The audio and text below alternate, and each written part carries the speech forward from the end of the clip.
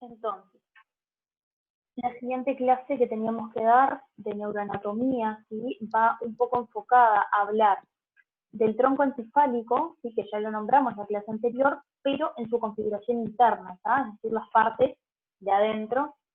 Y también tenemos que ver el cerebelo, las meninges craneanas, es decir, hablamos de meninges raquídeas, pero no hablamos de las meninges encefálicas. Y bueno, la fosa posterior, que en realidad justamente es esa parte del cráneo que habíamos visto que contenía y apoyaba el cerebelo. Entonces, primero vamos con la configuración interna del tronco encefálico. ¿Tá? Está constituido, como todo el encéfalo, por sustancia gris y por sustancia blanca. ¿Tá? La gris, como ustedes saben, y que hablamos la clase pasada también, va a formar parte de sistemas segmentarios y suprasegmentarios. ¿Qué significaba esto? Segmentarios, si recuerdan, era porque se dividía como que el cuerpo en segmentos y a cada segmento o a cada parte le correspondía un nervio, y suprasegmentario porque están los núcleos de estos nervios, ¿tá? O sea, hay núcleos, cúmulos de sustancia gris, ¿sí? Que van a originar estos nervios después, ¿tá? Entonces, el tronco encefálico, recordamos, así un repasito, tenía 3 porciones. El bulbo raquídeo, que era la más inferior, que continuaba luego la médula espinal, la protuberancia, que era la del medio, y los pedúnculos cerebrales o el mesencéfalo, que era la más de arriba. Entonces, estos 3 sectores tienen como una disposición muy similar, ¿sí? Una región anterior, que se llama base o pie, por donde van a pasar vías descendentes, que ahora vamos a ver cuáles son, y la calota, ¿tá? Que es el sector posterior, que es donde están los núcleos de los pares craneales.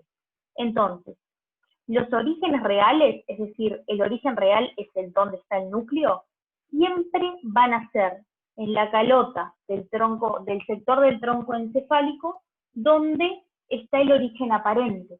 El origen aparente es, si recordamos las imágenes que habíamos visto en la clase pasada del tronco encefálico, todos esos surcos, esas líneas de nervios que nosotros veíamos salir, ¿tá? Nosotros vemos salir el tubito del nervio, que generalmente en los dibujos siempre está de color amarillo, ¿tá?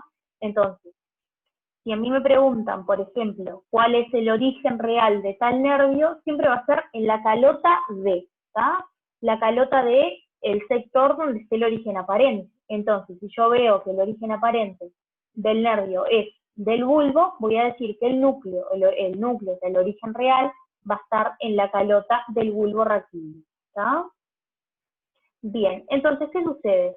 Toda esta configuración y estos núcleos se van a dividir en columnas, ¿tá? Y van a ser 4. Son los nombres de estas columnas, son las que están acá. Tenemos núcleos somatomotores, ¿tá? Que significa que son motores porque permiten movimiento, y somato porque habíamos visto las divisiones o lo que significaba somático, sino que era consciente, ¿verdad? Entonces, en los somatomotores es como si yo pusiera elijo qué es lo que quiero mover, ¿tá?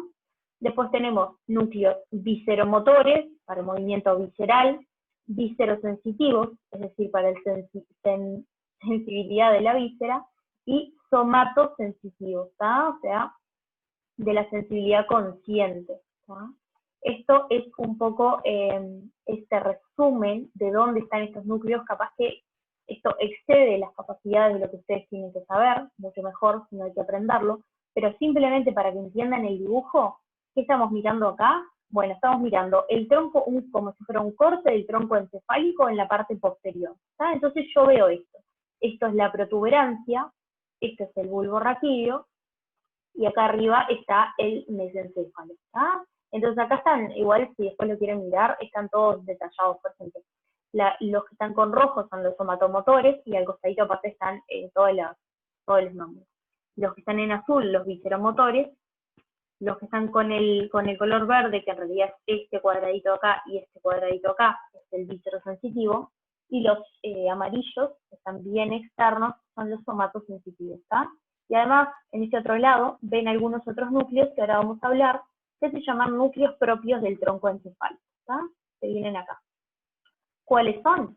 Bueno, en el mesencéfalo, o sea, en la parte más de arriba del tronco encefálico, hay uno que se llama núcleo rojo, está la sustancia negra y los tubérculos cuadrigeminales.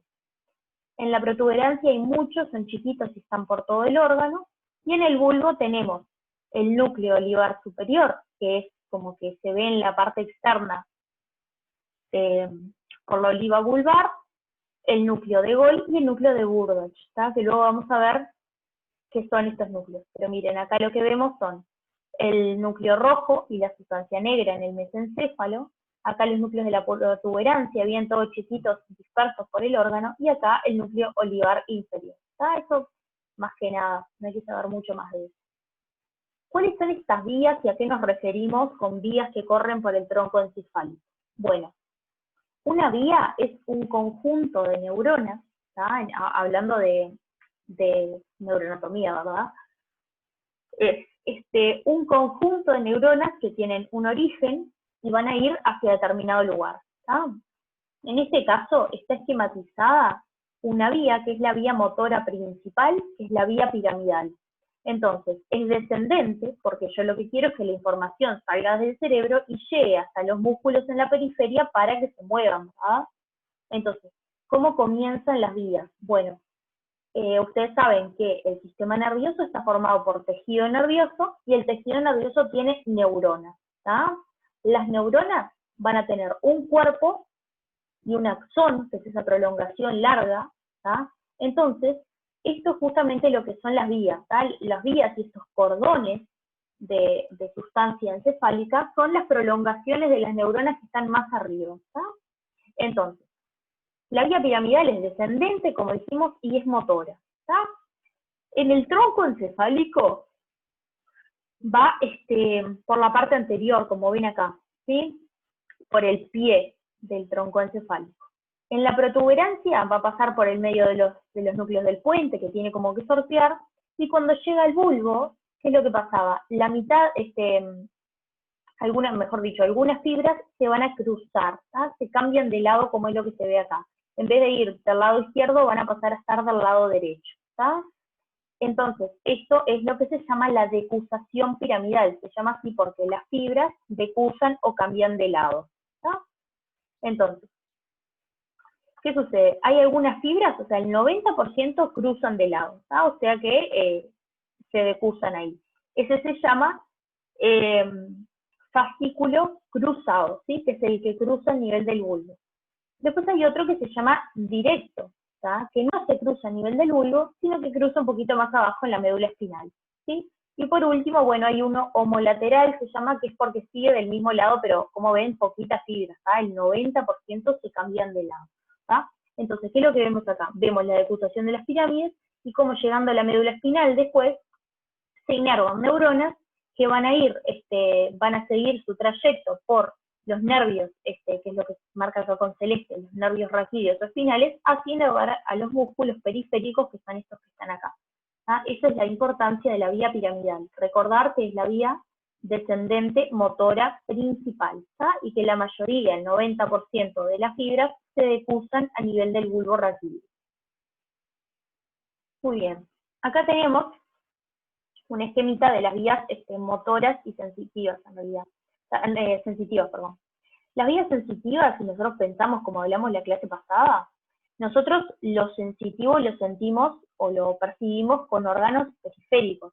Por ejemplo, con los dedos, ¿sí? Cuando tocamos, por ejemplo, yo les di el otro ejemplo de que si tocamos algo que está caliente, ¿tá? Nos vamos a quemar, ¿tá? Y lo tocamos con los dedos. Esa información de que estoy tocando algo caliente tiene que llegar hasta los niveles superiores del tronco encefálico y de la médula espinal para que yo saque la mano, ¿verdad? Entonces, las vías sensitivas van a ser ascendentes, ¿tá? Quiere decir que van desde la periferia para llegar hasta el tronco encefálico y encéfalo, estructura superior, ¿tá? Entonces, acá, por ejemplo, tenemos un receptor en la superficie, ¿tá? Que va a ir pasando, va a estar la neurona, va a llegar hasta la médula espinal y luego va a ir subiendo y subiendo hasta llegar a la corteza cerebral, ¿tá? Y acá tenemos otro tipo de vías sensitivas, ¿sí? Que van a subir por estos tractos que habíamos hablado, que son los haces de Gol y de Burgos, ¿tá? Simplemente saber eso. Otra estructura importante de la vía sensitiva va a ser el tálamo, ¿sí? Es este núcleo, esta cosita gris que está acá, que lo vamos a ver en la siguiente clase, ahora en un ratito, ¿tá? Que es el relevo de la vía, ¿sí? ¿Qué significa? Ven todos estos puntitos y estas cosas, ¿sí? Es como si fuera una posta, ¿tá? Viene una neurona, le pasa la información a otra, sigue esa otra neurona, acá se la pasa a otra y ahí llega a la final, ¿tá? Entonces, bueno, el tálamo es un sitio de relevo de las vías sensitivas, ¿no? Bueno, con respecto, ya habíamos hablado en realidad del cuarto ventrículo, ¿tá? Pero bueno, el cuarto ventrículo es una cavidad ependimaria, ¿sí? Donde va a ir líquido cefalorraquídeo, que está por atrás del tronco encefálico, por adelante del cerebelo y está a los dos costados de los pedúnculos del cerebelo. Va a comunicar el conducto del epéndimo que está en la médula espinal con el tercer ventrículo que está hacia arriba, ¿sí? Y la comunicación entre el tercer y el cuarto ventrículo está dada por el acueducto de Silvius, ¿tá? Esto es un esquemita que no lo tienen que saber, pero bueno, habíamos dicho que tenía como una forma de rombo y que nosotros podíamos dividir ese rombo en dos. Uno superior, que era protuberancial, y uno inferior o vulvar. Acá están con los colorcitos, ¿sí? Esto que está acá es porque, bueno, acá se los muestro, hay diferentes núcleos también justo acá, pero bueno, acá no es importante que lo sepan, lo pueden leer si quieren. Muy bien, entonces, vamos con las meninges craneales, ¿tá? ¿Cómo se van a llamar? Se van a llamar igual que las de la médula, ¿sí? Tenemos a la dura madre, que es esta que está acá como color celeste o gris, que es la capa más externa pegada al hueso, como ven acá, ¿no? Va a tener, bueno, después vamos a tener, como dijimos, la aracnoides, que era la capa media, y la pía madre, que era la que estaba bien pegada al tejido, o sea, va a estar bien pegada al cerebro. ¿Qué sucede? La dura madre tiene como unos repliegues o otras formaciones que lo que hacen es generar estructuras adentro del cráneo, ¿tá? Por ejemplo, tenemos una estructura que se llama hoz del cerebro, ¿tá? Es como, imagínense, como una telita, que es la dura madre, que va a ir, que se pega al cerebro y como que lo divide en las dos partes, en los dos hemisferios, ¿tá? Y bueno, se va a insertar en el cráneo, ¿sí? En la bóveda y en la base del cráneo, ¿tá? Imagínense como si fuera una telita para separar los dos hemisferios.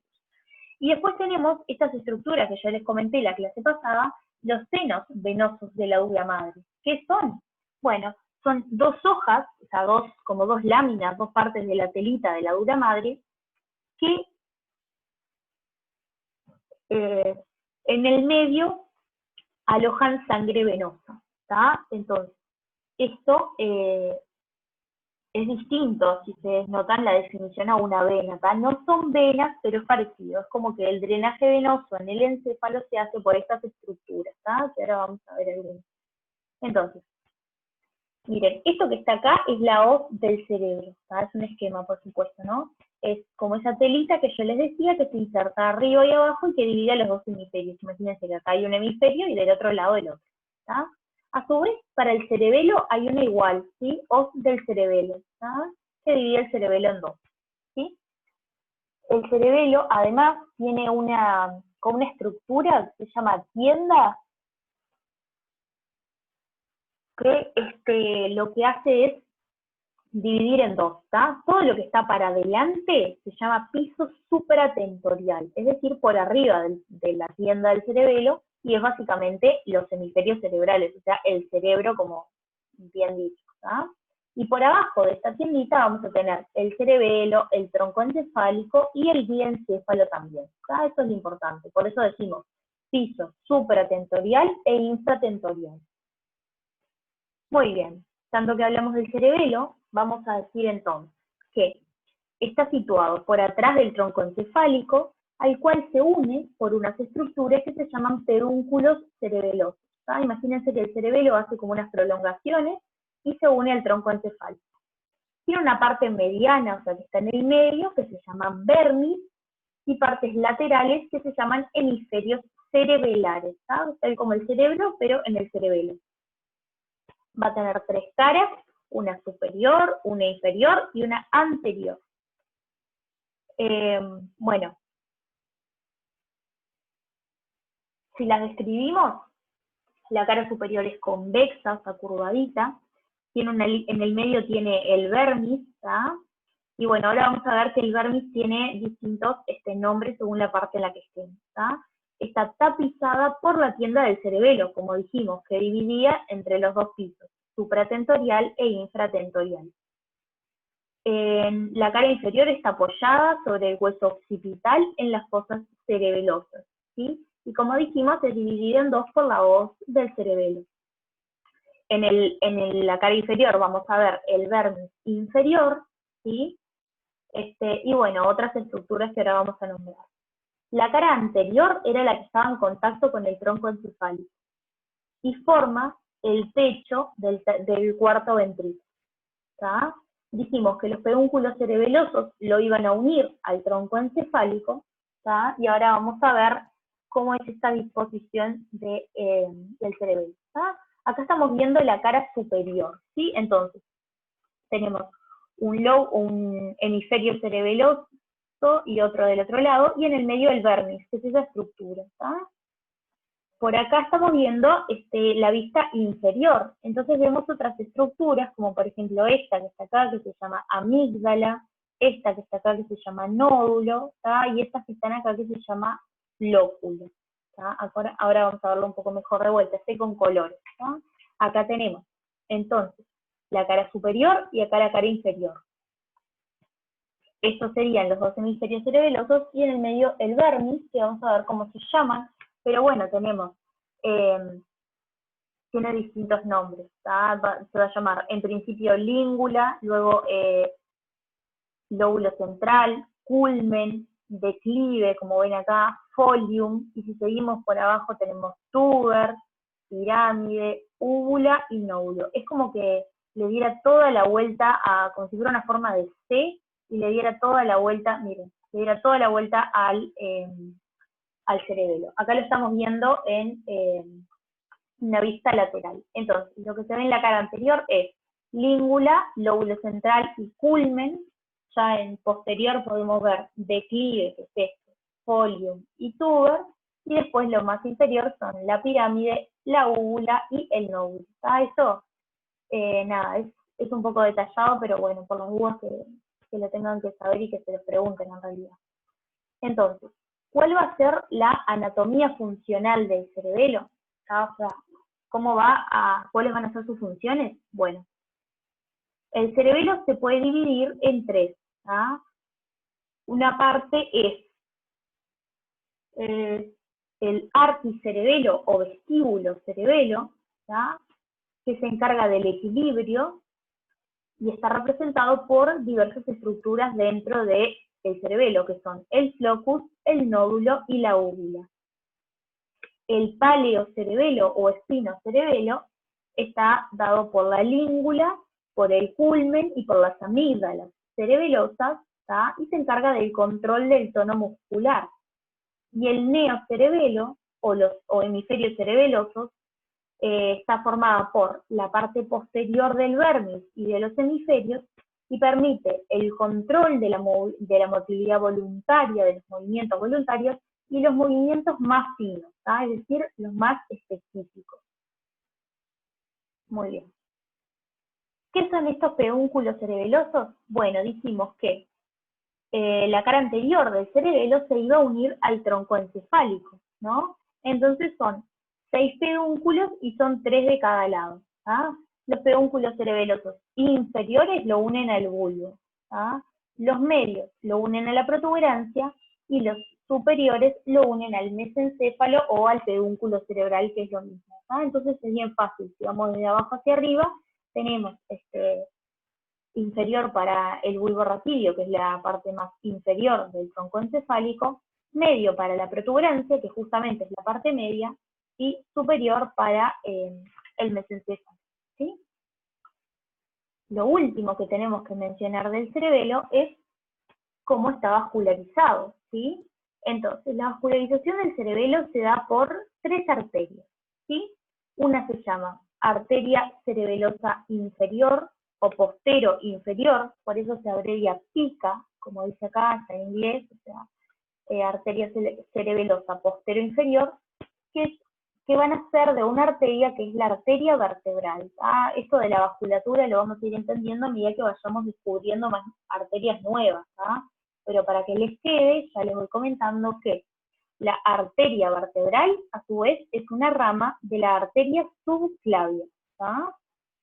Bueno, esta arteria, la PICA, va a irrigar las caras inferiores de los hemisferios cerebelosos, como ven ustedes acá. La arteria cerebelosa media o AICA, también llamada, van a ser del tronco basilar. ¿Y qué es el tronco basilar? Bueno, el tronco basilar es una arteria que se forma cuando se unen las dos vertebrales. Yo tengo una vertebral del lado derecho y una vertebral del lado izquierdo, entonces cuando se me unen las dos, se forma el tronco basilar. Entonces, el tronco basilar va a dar una rama que es la AICA o arteria cerebelosa medio, que irriga la cara anterior fundamentalmente. Y después tenemos la arteria cerebelosa superior o SCA, que también es una rama del tronco basilar y se encarga de irrigar al vermis en su parte superior, ¿sí? O sea, la parte que está más por acá arriba. Muy bien. Bueno, entonces, vamos a tratar ahora los hemisferios cerebrales, o sea, propiamente el cerebro, todas estas como rugosidades que vemos, vamos a ver qué son las fisuras, los surcos y los lóbulos, vamos a hablar también de la configuración interna.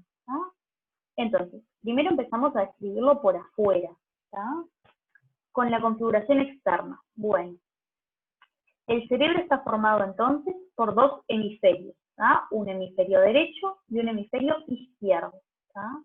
Están separados por una fisura, por un surco, que se llama fisura interhemisférica o longitudinal, porque va todo en sentido longitudinal y ocupa toda la extensión del cerebro, y del mesencéfalo, que es, digamos, como dijimos, la primera porción del tronco encefálico, por otra fisura que se llama hendidura de Bichat. Lo vamos a ver en imágenes. Como ustedes ven acá, tiene forma ovoidea, como un huevo, y tiene 2 extremos o polos que se llaman polo frontal y polo occipital. Nosotros en la configuración externa lo que vamos a hacer es reconocerle 3 caras, ¿sí? Una cara se llama superolateral, que sería esta que estamos viendo, o sea, superior y lateral, porque veo, digamos, el costado del cerebro. Una medial o interna, que sería, si yo mirara esto del otro lado, si fuera como un corte a la mitad, y una inferior, que es lo que yo veo si lo miro desde abajo. Dijimos que teníamos entonces un polo anterior o frontal y un polo posterior u occipital. Además, como ustedes ven, tiene como depresiones, no es que su cara sea lisa, ¿sí? Entonces, hay unas depresiones que son más profundas que otras, más importantes. Y esas lo que hacen es permitir aislar, que nosotros separemos cuáles son los lóbulos cerebrales. Los lóbulos cerebrales son ustedes que están viendo, estos que están viendo acá con distintos colores. Tenemos el lóbulo frontal con amarillito, el lóbulo parietal con verde, el occipital con violeta aparentemente, y temporal con verde agua o algo así. Bien, estos son los 4 lóbulos, que luego vamos a ver por qué se separan, pero más o menos estas son las divisiones que van a hacer esas depresiones más profundas. A su vez, ustedes ven que si yo miro cada uno de estos lóbulos, tiene como unas depresiones o surcos, ¿tá? Que son los que delimitan lo que vamos a llamar giros o circunvoluciones, ¿tá? Entonces, vamos a ver un poquito más cada cara en particular. Empezamos con la cara superolateral. Entonces, vamos a reconocer cuáles son sus surcos principales. Tenemos a la fisura de Silvio o surco lateral, ¿tá? Que es esta que les voy a marcar ahora, ¿sí? Es esta que está todo por acá. Lo que hace es separar ciertos lóbulos que vemos que son el temporal, que es este que tenemos por acá, de los que están arriba, que son el frontal y el parietal hacia atrás, ¿tá? Esta es la fisura de Silvio o surco lateral. Después tenemos la fisura de Rolando, que es esta que está por acá, que también se llama surco central, ¿sí? Esta lo que hace es dividir al lóbulo, o sea, separar el lóbulo frontal del lóbulo parietal, ¿tá? Y después tenemos uno que se llama occipital transverso, o también fisura perpendicular externa, ¿tá? Que este es menos marcado y en esta imagen no lo muestran, ¿sí? Pero es el que nos divide el lóbulo parietal del occipital, que era el que quedaba bien acá abajo, ¿tá? Entonces, estos tres surcos nos van a servir para delimitar en esta cara los 4 lóbulos del cerebro, ¿tá? Entonces tenemos el lóbulo frontal, que va a quedar hacia adelante de del surco de la fisura de Rolando, perdón, y por arriba de la fisura de Silvio. El lóbulo parietal, que va a quedar por atrás de la fisura de Rolando y por adelante, ¿sí?, del surco occipital transverso. Y el lóbulo temporal, que va a quedar por abajo de la fisura de Silvio, y el occipital, que queda, bueno, en realidad ahí está un poco menos delimitado, pero va a quedar por atrás del surco occipital transverso, ¿tá? ¿Qué sucede? Hay un quinto lóbulo, ¿sí?, que se descubrió más tarde, que es el lóbulo de la ínsula, ¿tá? ¿Dónde queda? Bueno, ese lo vamos a ver cuando veamos la configuración interna, pero queda como bien profundo si yo me metiera por la fisura de Silvio, ¿tá? Queda bien para adentro de la fisura de Silvio, ¿tá? Entonces, la ínsula es ese quinto lóbulo que dijimos. Muy bien. Acá tenemos bien delimitados todos estos lóbulos, y esta imagen en este dibujito en realidad me gustó porque les muestra cómo se llaman todos estos giros y que tiene cada uno de los lóbulos. Ahora los vamos a ver en detenimiento. Entonces, primero vamos con el lóbulo frontal. El lóbulo frontal, si yo voy, recordamos que habíamos dicho que iba a haber como otros surcos menos profundos que nos delimitaban las circunvoluciones, ¿tá? Entonces, en el lóbulo frontal tenemos dos, que son horizontales, ¿tá?, paralelos entre sí, y que delimitan 4 circunvoluciones, ¿tá?, que se llaman giro frontal superior, o primera circunvolución frontal, también lo pueden encontrar, es lo mismo, giro frontal medio, o segunda frontal, y giro frontal inferior, o tercera, ¿tá? Entonces ahora se lo voy a mostrar en un dibujito y seguimos. Acá tenemos el surco más de arriba y el surco más de abajo, que como ven son dos, y nos van a dividir en un giro frontal superior, en un giro frontal medio y en un giro frontal inferior. ¿Ah? Estos son los tres.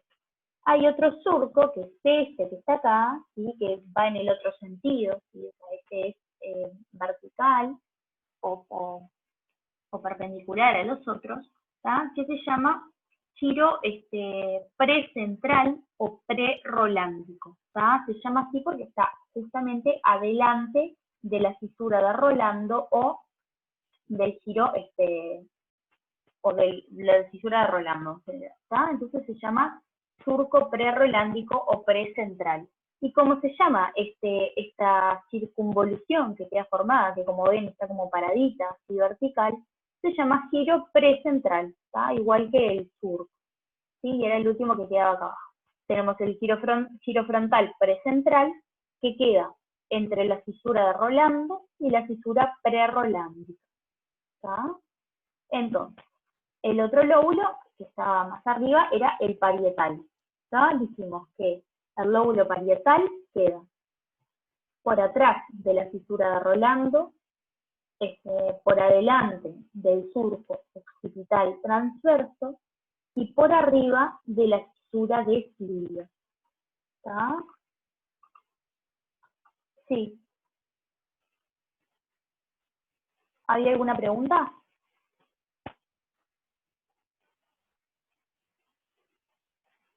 Bueno, entonces, sí, también se puede llamar circunvolución frontal ascendente, ¿está? Porque justamente esa posición vertical que yo les decía, ¿sí? Que va hacia arriba, ¿está? Está bien, está bárbaro. Muy bien. El lóbulo parietal, ¿está? Entonces va a tener, va a quedar por atrás de la fisura de Rolando, por adelante del el surco occipital transverso y por arriba de la fisura de Silvio. ¿Y qué va a tener el lóbulo parietal? Bueno, como veíamos en el lóbulo frontal, también va a tener un surco postcentral, entonces lo vamos a ver acá, o post-rolandico, que es este que tenemos acá, ¿sí? Bien, estos dos, ¿tá? Este es el postcentral y este es el precentral, ¿vale? Después vamos a tener 3 circunvoluciones, ¿sí? O sea, 3 otros giros, ¿tá? Que se llaman postcentral, ¿tá? El lobo o giro es lo mismo parietal superior y lobo parietal inferior, que acá, bueno, se dividen en 2 hacia abajo y estos tienen nombres que son supramarginalis y giro angular. Entonces vamos a verlos acá. Tenemos, primero que nada, el surco postcentral y del otro lado el giro postcentral, ¿tá? Entre medio de la fisura de Rolando y el giro postcentral. Después tenemos acá los otros 2 surcos, ¿tá? Que van a delimitar hacia arriba el lobo parietal superior, o giro es lo mismo, giro parietal inferior, y acá tenemos, como decía, giro supramarginalis y giro angular, o angularis, ¿tá? Esto es un detallecito, se divide en 2 acá abajo y se llama así, nada más que eso. En realidad es como que también parecería como que continúa las del temporal, pero bueno, son del lóbulo parietal, ¿no? Bien, entonces, una vez que pasamos a esos 2, vamos a hablar de los otros 2 que nos quedan, lóbulo temporal y lóbulo occipital. ¿Ah? El lóbulo temporal es bien fácil. Va a tener 2 surcos, ¿sí? Que se llaman surco temporal superior, que es este que estoy marcando ahora, y surco temporal inferior, que es este otro. ¿Tá? Entonces, delimitan 3 giros, ¿sí? Uno que se llama temporal superior, o primera circunvolución temporal, otro que se llama temporal medio o segunda circunvolución temporal, y otra que se llama temporal inferior o tercera circunvolución temporal. ¿Está? Bien fácil, 1, 2 y 3. ¿Está? Y el lóbulo occipital, bueno, dijimos que era el que quedaba por atrás del surco occipital transverso, ¿sí? Tiene otro surco que se llama semilunar, acá les muestra el surco occipital transverso, más o menos, ¿sí? Y bueno, va a tener 3 giros que se llaman primera circunvolución occipital, segunda circunvolución occipital y tercera circunvolución occipital. No se complican mucho con el lóbulo occipital porque no son, o sea, no son muy marcadas como las otras, los giros y eso. Sí sepan que hay 3, 1, 2 y 3, y bueno, por ahí estábamos, no se compliquen con el lóbulo occipital. Muy bien. Entonces, se nos va a cortar en 1 minuto, pero recuerden que entramos con la misma contraseña y con el mismo ID, ¿tá? Y seguimos. La cara medial, ¿tá? La cara medial es plana, bastante plana, en un sentido sagital, ¿tá? O sea, en este corte, si yo la tocara, sería una cara bastante plana, ¿tá? Y está dispuesta alrededor de una estructura que se llama cuerpo calloso. El cuerpo calloso es esto que ven ustedes acá con blanco, ¿tá? Que lo vamos a ver ahora en un ratito, pero esto es el cuerpo calloso. Entonces, toda la cara medial está dispuesta, como ven, alrededor de ese cuerpo calloso. Va a tener algunos surcos principales, ¿tá? Que uno de ellos, por ejemplo, se llama surco del cíngulo, que es este, que es como que da un poco la vuelta al cuerpo calloso, ¿tá? Después hay uno que se llama parieto occipital, que lo vemos acá, ¿sí? Que me va a dividir lóbulo parietal y lóbulo occipital, y hay otra que se llama fisura calcarina, que es esta que tenemos acá, que vemos en el lóbulo occipital.